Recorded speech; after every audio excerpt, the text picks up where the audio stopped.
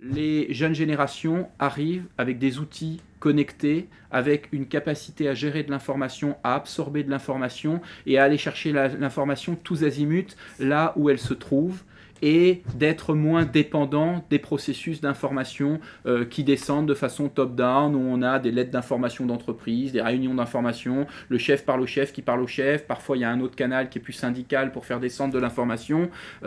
Les jeunes générations ont l'habitude d'aller trier dans de l'information très disponible et finalement vont aller chercher de l'information partout. Derrière les problématiques de l'intergénérationnel, il y a une différence dans le rapport à l'apprentissage.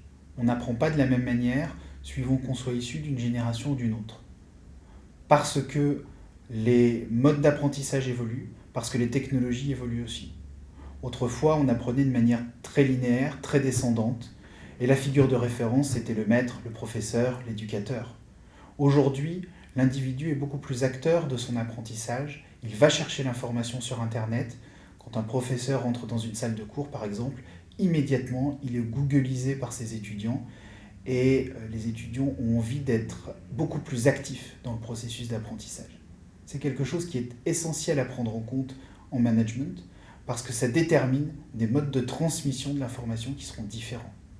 Être un manager, c'est savoir cartographier au sein de ses équipes, et de manière plus large au sein de l'entreprise, les réseaux sur lesquels, formels et informels, les personnes vont pouvoir trouver des ressources pour bien faire leur travail.